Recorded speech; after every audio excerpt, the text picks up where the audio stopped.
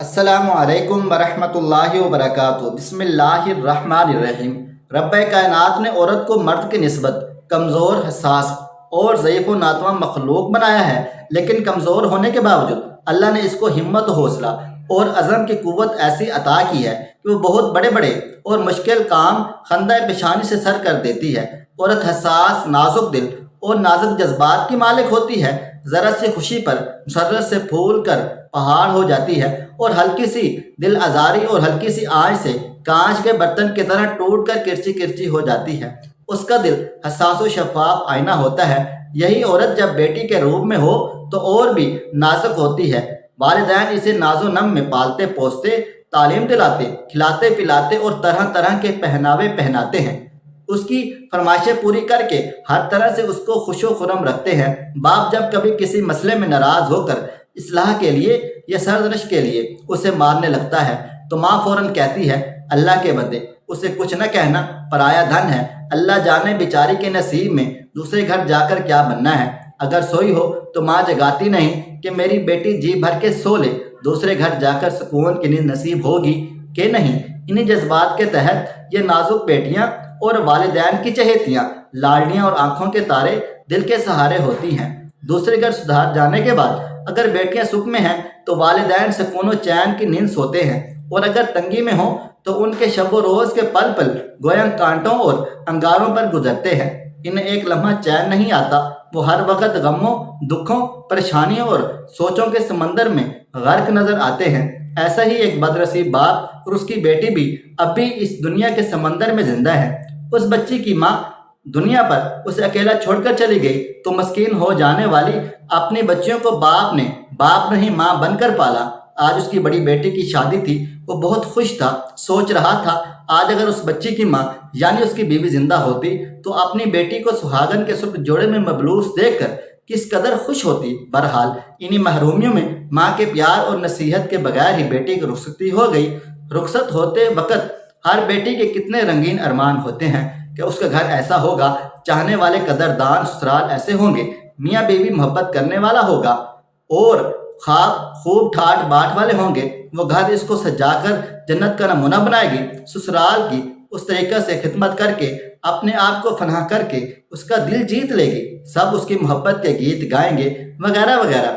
ایسے ہی خیالات و جذبات کے تحت یہ ہرمن نصیب پہلی رات ہی اجلے عروسی میں بیٹھی اپنے نئے ہم سفر سرتاج روح و جسم اور سوچ و جذبات کے مالک کا انتظار کر رہی تھی، اور محبت کی شیرینی سے بھرپور چند بول سننے کے لیے اس کے کان بے قرار تھے۔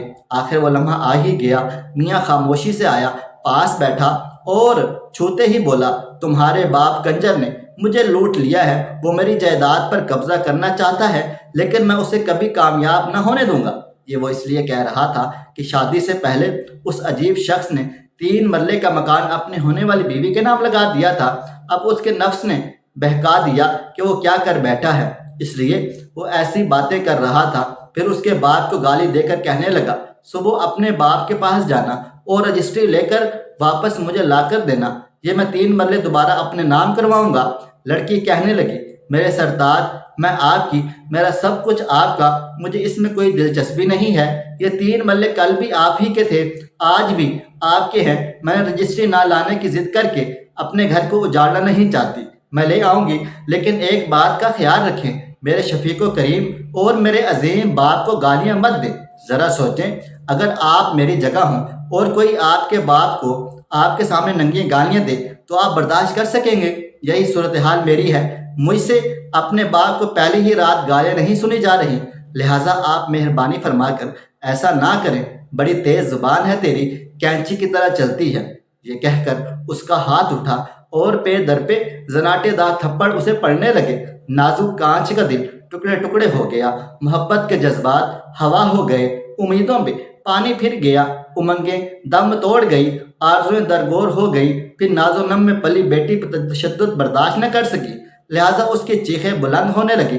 اس ناہنجار نے اس کا حلیہ نکالا، اس کے منہ میں کپڑا ٹھونس دیا تاکہ چیخیں باہر نہ نکل سکے، نہ کوئی سن سکے اور نہ ہی کوئی مدد کے لیے آ سکے۔ پھر مزید یہ کہ بے دست و بے پا کرنے کے لیے ہاتھ دوپٹے سے باندھ دیے اور پھر ظلم کا دریا کنیارہ توڑ گیا، تشدد کی طغیانی سب کچھ بہا کر لے گئی۔ یہ مشق ستم جاری رہی، جان فقاہی خفا ہو گیا، اوروں پہ کرم کرنے والا اپنوں پہ دنیا والوں کے بقول دل کی مالکہ پر ستم کے پہاڑ توڑ رہا تھا، اور یہ مظلوم مسکین بیٹی تھوڑی دیر قبل نئی زندگی کے حسین و جمیل خواب کی منتظر سائر رات ظلم کے اولے برستے رہے، آندھی اور طوفان آتے رہے، وہ تختہ تمش بن کر ان کا مقابلہ کرتی رہی اور دعا کرتی ہی رہی، یا اللہ اس درندے سے میری جان بچا لے، اگر مر گئی تو باپ بھی صدمے سے مر جائے گا، اور باقی 3 یتیم بہنیں ہیں، ماں کے بغیر باپ کے سہارے سے محروم ہو جائیں گی۔ رات تھی کہ ختم نہ ہو رہی تھی، جیسے وقت تھم گیا ہو۔ اللہ اللہ کر کے صبح کا سپیدہ نمودار ہوا، اور یہ جب بیٹی گرتی پڑتی اپنے باپ کے سامنے گئی تو باپ بیٹی کے جسم پر چہرے پر پڑے نیل اور زخموں کے نشان دے کر غش کھا گیا۔ اس کا دل ڈوبتا چلا گیا۔ اب اگرچہ باپ زندہ ہے، لیکن بیٹی کے صدمے میں شاک کا شکار ہو کر نہ مردوں میں ہے نہ زندوں میں۔ کتنے ہی باپوں کو بیٹیوں کے غم وقت سے پہلے بوڑھا کر دیتے ہیں، اور پھر ہڈیوں کا ڈھانچہ بنا کر قبر میں اتار دیتے ہیں، اور کتنی ماں کو بستر مرگ پر لٹا دیتے ہیں۔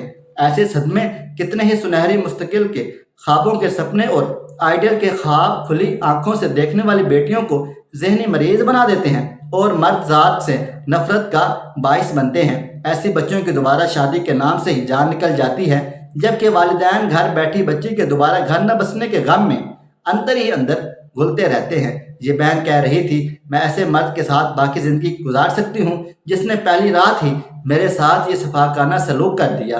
9 اپریل 2006 کو میری شادی ہوئی تھی، اور آج 6 دن ہونے کو ہیں میں باپ کی چوکھٹ پہ بیٹھی ہوں اور طلاق مانگ رہی ہوں۔ میں نے اپنی اس دکھیاری بہن کو کہا کہ بہن، تیرے لیے بہتر یہ ہوگا طلاق کا مطالبہ نہ کرے، یہ ملن بار بار نہیں ہوتے، اور جب عورت متعلقہ ہو جائے تو ہمارے معاشرے میں اسے کوئی قبول نہیں کرتا، اس کی حیثیت ہیرو سے زیرو ہو جاتی ہے۔ ہر ممکن کوشش کر کے تیرے سرتاج کو اپنی غلطی کا احساس ہو جائے، اور وہ اس پر شرمندگی اور معذرت کا اظہار کر کے تجھے اپنا لے، اور اجڑا ہوا آشیانہ پھر سے بس جائے، خزاں رسیدہ گلشن میں پھر سے بلبل اور کوئل چہکنے لگے، ٹھنڈی اور معطر ہوا کے جھونکے قرب و جوار کو محسور کرنے لگے۔ یہ بھی یاد رکھ، تمہارے پیچھے تمہاری 3 مسکین بہنیں بھی ہیں۔ اگر تمہارے گھرانے پر طلاق کا دھبا لگ گیا تو ان بیچاریوں کا مستقبل ختم ہو جائے گا، باغ پاگل ہو جائے گا، باغبان نہ رہے گا تو کلیاں مرجھا جائیں گی۔ میں نہیں چاہتا تم دوسروں کی بہتری کے لیے قربانی کا بکرا بنو، لیکن یہ ضرور کہتا ہوں، اپنی بہتری کے لیے عورت بن کر سوچو۔ طلاق بہتری کے راستے مسدور کر دیتی ہے۔ اس دکھیاری بہن نے وعدہ کیا ہے وہ اب طلاق کا مطالبہ نہ کرے گی، بلکہ ہر ممکن کوشش کرے گی کہ اس کا آنگن پھر سے مہک اٹھے۔ اس مقصد کے لیے وہ دلوں کو پھیرنے والی ذات سے بھی رات کے وقت تہجد کے ذریعے رابطہ کرے گی۔ اے نوجوان ملت، میں سمجھتا ہوں اس مسئلے میں جہاں اور بھی بہت سے عوامل ہیں، وہاں آپ بھی اس کے ذمہ دار ہیں۔ آپ ایک عورت کو صرف عورت ہی نہ سمجھیں، ایک محکوم، مغلوب، غلام اور باندے کی حیثیت سے نہ دیکھیں، کیونکہ یہ عورت اگرچہ آپ کی بیوی ہے لیکن کسی کی بیٹی بھی ہے۔ کل عورت ہی آپ کی بیٹی ہوگی اور کسی دوسرے کی شریک حیات ہوگی۔ یہ سلسلہ چلتا آیا ہے اور یوں ہی یہ سلسلہ چلتا رہے گا۔ آپ کبھی بھی یہ برداشت نہ کریں گے کہ آپ کی لاج دلاری، آپ کی شہزادی، آپ کی لخت جگر، آپ کی کلی اور آپ کی نازک حساس و شرم و حیا کی پیکر بیٹی کو کوئی کانٹا بھی چبھ ہوئے۔ اگر آپ اپنی بیٹی کا مستقبل محفوظ و مامون دیکھنا چاہتے ہیں تو آج کسی دوسرے کی بیٹی جو آپ کی شریک سفر بنا دی گئی ہے کا مستقبل محفوظ بنا دیں۔ دوستو، ویڈیو پسند آئی ہے اس ویڈیو کو لائک کریں، شیئر کریں۔ اگر آپ نے ابھی تک میرا چینل سبسکرائب نہیں کیا ہوا تو ابھی سبسکرائب کر لیں، ساتھ میں بیل آئیکن کو بھی ضرور پریس کر لیجئے گا تاکہ نئی اپلوڈ ہونے والی ہماری ویڈیوز کا نوٹیفیکیشن آپ کو بروقت ملتا رہے۔ مجھے آپ اگلی ویڈیو تک اجازت دیں۔ اللہ حافظ۔